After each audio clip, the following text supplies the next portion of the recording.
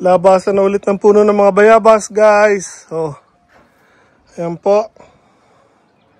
Ilabas ko na mga puno ko ng bayabas at kung nakikita nyo, may mga bulaklak na po. Actually, late na nga ako maglabas sa kanila.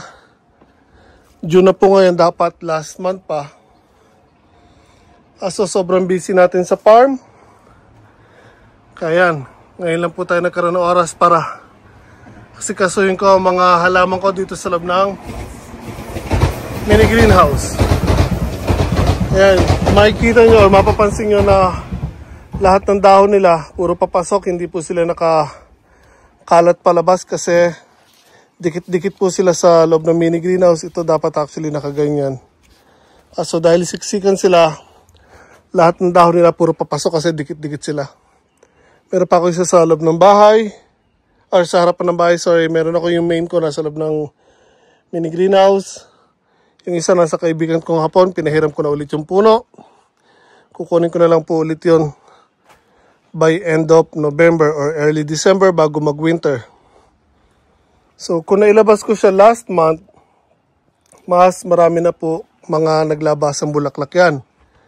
Kasi mainit na po, kaya nga lang again sobrang busy natin. Ito yung avocado na ginagawa kong bonsai. Kung makikita nyo, may dalawang tali yung dalawang sanga. Kasi gusto kong ganito ang kalabasin nila. Then ikakat natin yan para mag-spread ulit. Ayan, kung kumapal yung mga branches niya. Dati meron na dito, 3 dapat yan. Kaso nung umuwi ako ng Pinas, pagbalik ko, bali na po siya. Kaya ito, hinayaan ko sana na sumibol para kapalit nito. Pero since na may lumitaw na isa pa, gagawin kong 4 instead na 3 lang. Ito yung puno ko ng mansanas na remember, binigyan ako ng family ko ng bonsai na crab apple or yung miniature apple. Yung kulay pula ang bunga. Ito po yung seed ng bunga doon. Dahil yung niregalo sa akin actually namatay. Nilipat ko, namatay. So, meron siyang bunga. Yung bunga niya actually nalaglag. Then, sumibol. Ito na po yun, guys. Makita niyo po, ang laki-laki na po ng bunga. So, ito, hayaan ko. Paparamihin ko to. Yung variety nito. And gagawin din nating bonsai. Ito yung puno ko ng jabuticaba, guys. Natatandaan niyo po ba nung nabili ko to? Maliit pa lang. Siguro hanggang dito. Pero now, ang laki na po niya at malago na po siya. Bangan na lang po natin na magbulaklak to, guys. Ayun naman yung suha na nabili ko. Ayun yung puno ng malunggay ko dati na ubod ng taas. Pinutol ko na. Naya natin na ugat po yan at magtalbos ng panibago. Ito yung ibabaw niya. And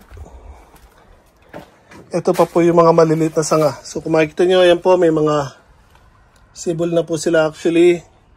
So once na mag-root ang mga ito, meron tayo ditong 5 tangkay. Pag nagugat na po sila, isa-separate natin na lalagyan. Ito yung mangga ko.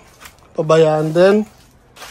Pero luckily guys, ayan po, ito nyo, may bunga na po ulit siya.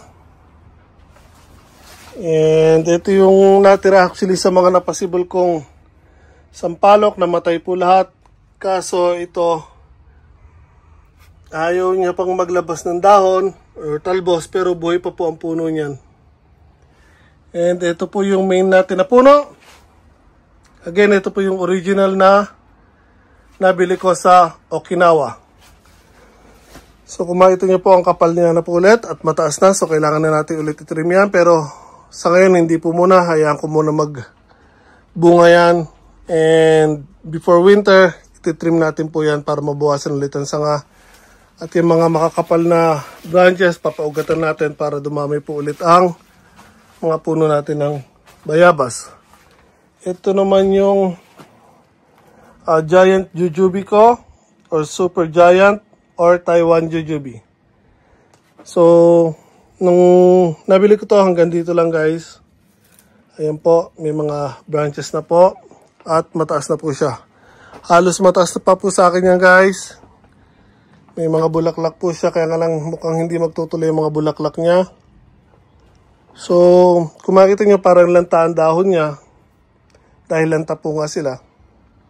Nagtampo po siya nung inilipat ko ng malaking paso, kasi maliit lang yung pinaglalagay niya dati. So, nilipat ko sa mas magandang lupa. Kaso, ayan, yung lower part nagtampo, pero yung upper part niya, kung makikita nyo po, mga maayos naman sila. So, abangan natin kung anong mangyayari dyan. Ito nga lang isang sanga na to, delikado kasi unti-unting natutuyo itong sanga na to. So, hindi ko lang kung maapektuhan niya. So, wag naman po sana. So, again, yan guys. Hanggang ngayon, wala pa rin akong tanim dito sa bahay. Dahil sobrang focus ko doon sa bagong farm. Pabayaan ko po actually itong garden ko dito. And after ng sibuyas, hindi ko na po siya nataniman. So, kukunin ko na rin po ang opportunity na ito para makapagawa ng greenhouse dito guys. So, yung mga bodega ko dito, babaklasin ko yan. Alisin ko yung mga tinambak ko dyan na semento, bato. Then, sasakupin natin hanggang doon sa dulo. So, magtatayo tayo dito ng greenhouse na siguro kasing taas ng bahay ko. And ito most likely gigibayin ko tong mini greenhouse. Pero yung kapraso lang siguro. Kasi mula doon, ibe-base ko dito. Tapos idadiretso ko doon. Kaya hagip tong part na to. So hindi ko alam kung totally gigibayin siya or tatanggalin ko lang yung dingding dito at bubong. Kasi idadiretso ko hanggang doon. So masasakop ko kasi hanggang dito. So, dito ko siya ipapantay. Most likely hanggang dito. Kukunin ko. So, may pintuan pa rin palabas dito.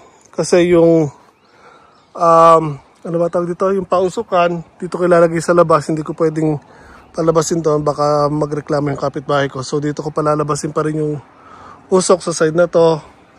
So, ito yung maglilinis ako ng pausukan. Dito ko gagawin. So, mula dito hanggang doon, meron pa sigurong 1 metro at kalahati mula dyan sa harapan ng bodega papunta doon sa likod guys. So doon pa yung sa likod pa nun yung pader na ng property. Kaya mula dito hanggang doon yung gagawin natin greenhouse. And again, sintaas ng bubong ng bahay ko para lumaki man yung mga papaya, malunggay, mangga, bayabas. Wala pong problema na aabot sila sa bubong. So yan, di ko na masyadong papahabain to guys. Pinakita ko lang sa inyo mga halaman ko. May bago nga pala tayong variety dito ng bayabas.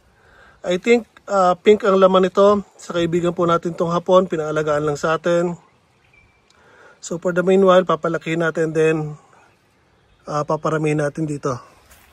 At pag binawi nyo na yan, meron na tayong sariling mga variety nyan. So yan guys, again, nilabas ko lang yung mga halaman ko sa loob ng mini greenhouse. And binagi ko lang sa inyo yung future plants natin dito. Since na wala tayong tanim ngayon dito, hindi ko na rin siya tataniman. Gawan natin ng greenhouse dito. And yun, para dito na tayo magpo-focus ng mga pagpaparami ng papaya, mangga, bayabas. At iba pang tropical fruits na paparamihin natin. Dito na natin siya paparamihin sa may bahay guys. So, ingat po tayo lahat palagi.